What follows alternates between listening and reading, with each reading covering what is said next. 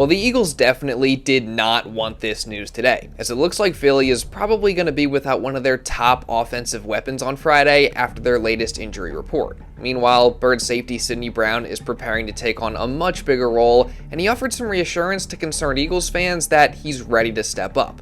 Plus, it looks like the Eagles could finally make a long-awaited change this week based on recent news, while several former Eagles are set to return to Philly. So let's talk about that and all the other latest news ahead of the Eagles and Bears matchup starting right now. So it's been a crazy turnaround this week, but we're now just a couple days away from the Eagles and Bears NFC showdown on Black Friday, so make sure you guys drop a like down below if you're excited for that matchup. And things have honestly been crazy, as the fallout from the Birds' collapse versus the Cowboys has obviously left this team under a microscope.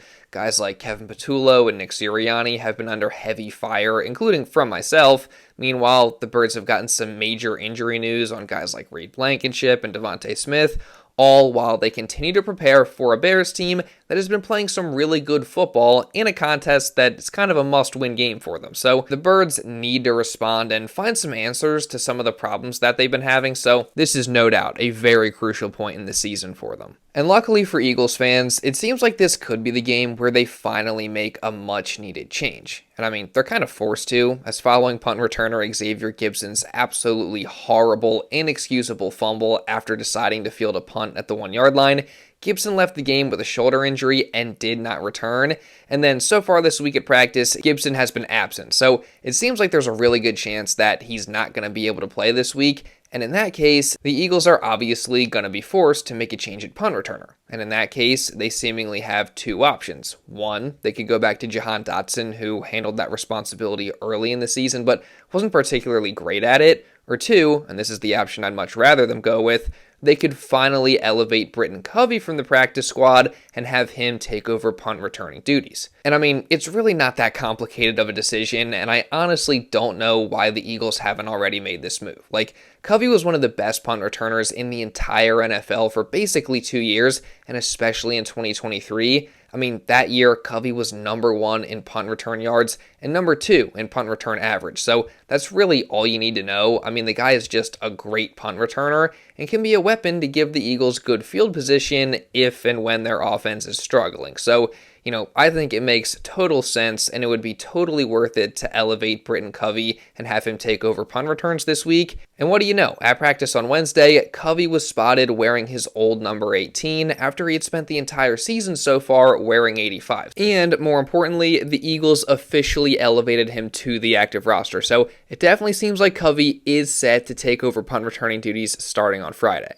Speaking of changes, though, the Eagles actually made a pretty significant one on defense during their loss to the Cowboys, as of course, when Adoree Jackson went out and went into concussion protocol, we saw Vic Fangio do something a little different, that being to move Cooper DeJean to the outside and put Michael Carter in the slot, a decision which he explained in his press conference on Tuesday. After Adoree went down, what made you want to go with the combination with Cooper on the outside and Carter on the inside?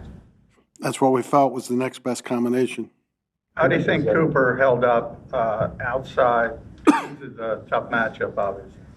Yeah, he got beat a couple times. I thought he was tight, just at the catch point got beat. You know, it's going to happen some. Coop definitely did get beat a few times while playing on the outside. Like Fangio said, it happens. I mean, the Cowboys got some really good receivers, and, you know, DeJean still did have pretty good coverage on those plays. So if he has to do it again, I think he's more than capable, but that said, I would just prefer to have Coop in the slot, honestly. And luckily for the Birds' defense, Adoree Jackson did start off the week of practice for Philly as a full participant, being listed with, quote, game day concussion protocol evaluation, which insinuates that he did not actually suffer a concussion, and that was later confirmed by Zach Berman. So obviously that's great news, and I think it's pretty much 100% guaranteed at this point that Adoree Jackson will be good to go on Friday. So again, obviously fantastic news.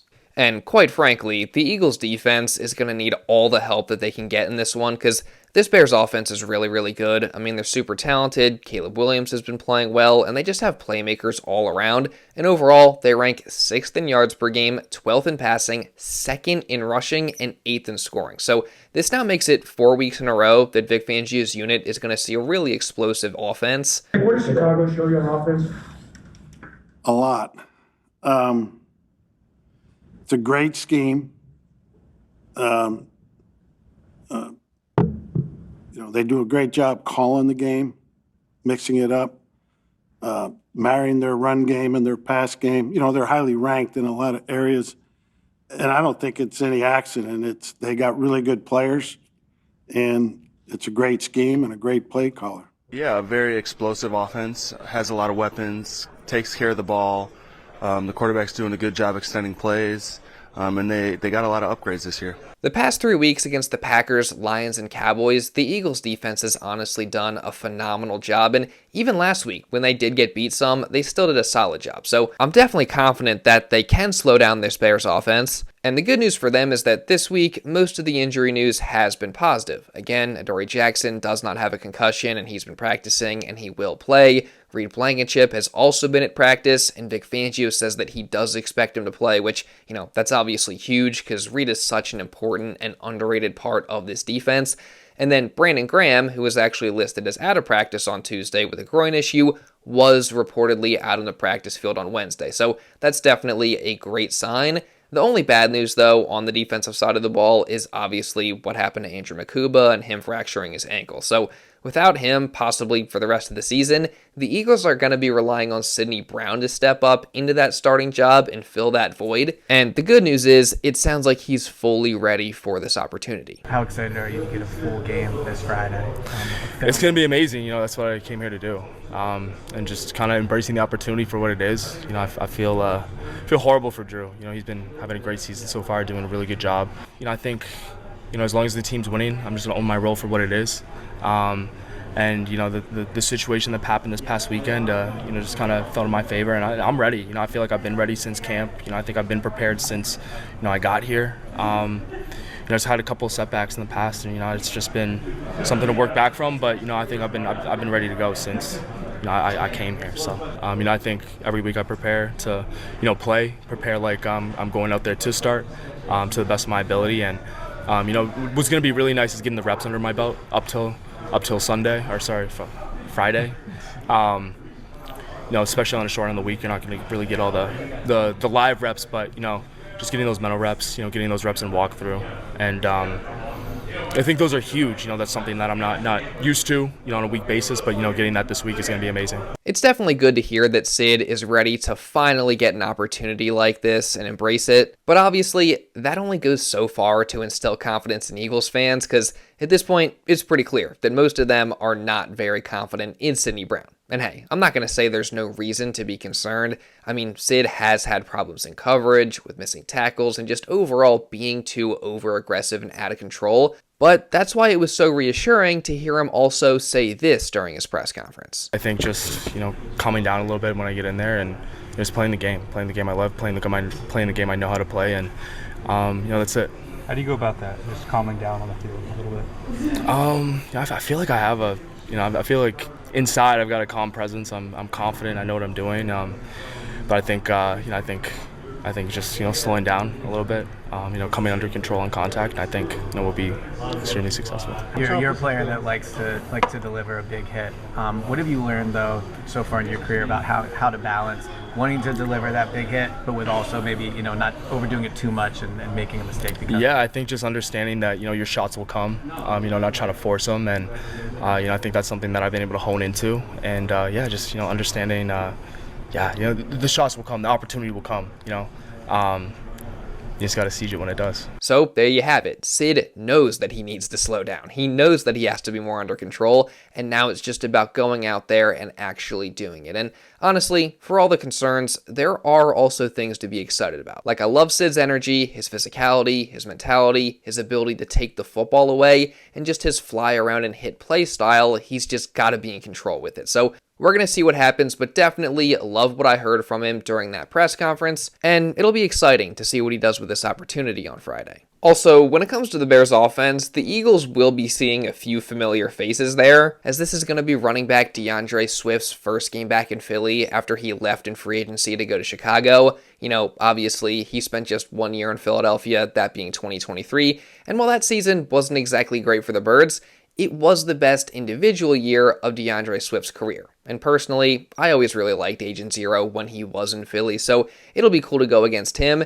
along with wide receiver Olamide Zaccheaus, who also spent 2023 in Philly, and they aren't the only former Eagles returning. I mean, sticking with the theme of 2023, you got safety Kevin Byard, who was here for half that season, and while he wasn't exactly great during his time in Philly, I think a lot of that more had to do with the in-season trade and just the defense and scheme as a whole that year being really, really bad, because since joining the Bears in 2024, he's been really, really good for them. I mean, he had a career high in tackles last year, and this year he already has 5 interceptions, so he's definitely someone the Eagles gotta watch out for. And then you also got linebacker CJ Edwards, assuming he plays, more on that later, but he was obviously good during his time in Philly and is still good with the Bears. And then you can't forget about CJ Gardner Johnson, the Philly fan favorite, as he joined the Bears back in Week 9 and made an immediate impact for that banged-up Chicago defense, playing the slot corner position. In 4 games, he already has 20 tackles, 3 sacks, and a forced fumble,